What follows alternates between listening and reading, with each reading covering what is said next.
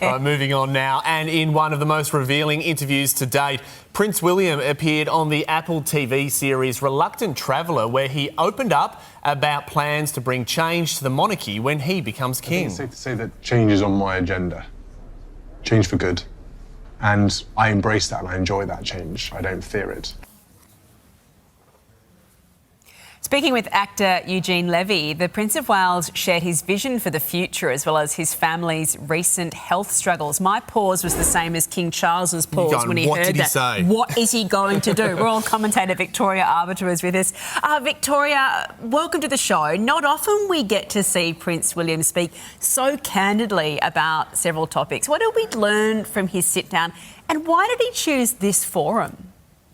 Good morning to both of you. Well, yes, this was a remarkably open and candid conversation. William was very relaxed and good-humoured. And in fact, it humanised him in many ways that he's rarely portrayed. He does talk about the fact that he's regularly late. You see him there arriving on his electric scooter because he was late. Given royal timing is of militaristic precision, that's surprising. He likes a pint of sweet cider. His children are not allowed mobile phones. They're encouraged to be outside playing in nature and playing lots of sports.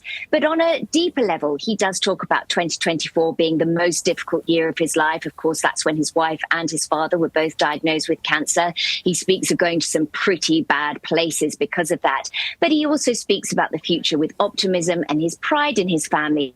In terms of why this format, I think this was actually very wise for the king, the future king, because Apple TV is a global network. This was not a traditional formal royal sit down. This was a easygoing chat over walking the dog and sharing a pint, and I think it suited this particular format. Yes, as you say, Victoria, it was incredibly revealing. But what did we learn about William's plans for the future of the monarchy?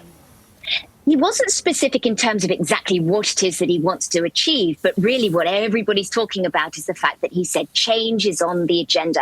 And much like his predecessors, I think William recognises that in order for the monarchy to maintain its relevance for the current generation and future generations, change does have to happen, albeit slowly. So he said he's not going to be overly radical, but he doesn't want to be suffocated by history. He wants to allow for flexibility and he wants to ask those questions. And when I say questions, I mean, if he goes to an aide and he says, why are we doing X, Y, Z this way? And they say, because that's the way we've always done it.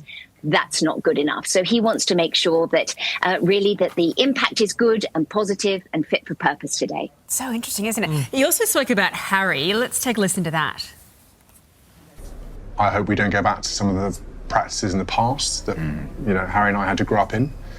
And I'll do everything I can to make sure we don't regress in that situation.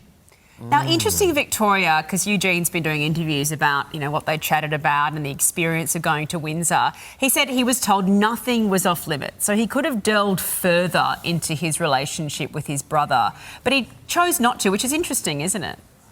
I do think it's interesting because, of course, Harry and Meghan tend to dominate every conversation. If we talk about something to do with the royal family, the next question is, well, how does that affect Harry and Meghan? And I think Eugene Levy recognised that this was a unique opportunity. William was being incredibly open and candid. He has confirmed that there was nothing off limits in terms of what he was able to ask. But I think as far as he was concerned, he wasn't terribly interested in the Harry and Meghan element. They don't affect the senior working royals. They don't affect the future of the monarchy because they're not involved in the future of the monarchy.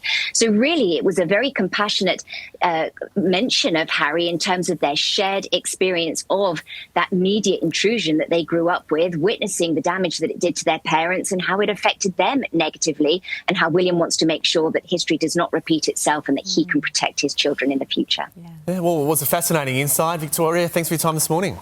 Thank you very much.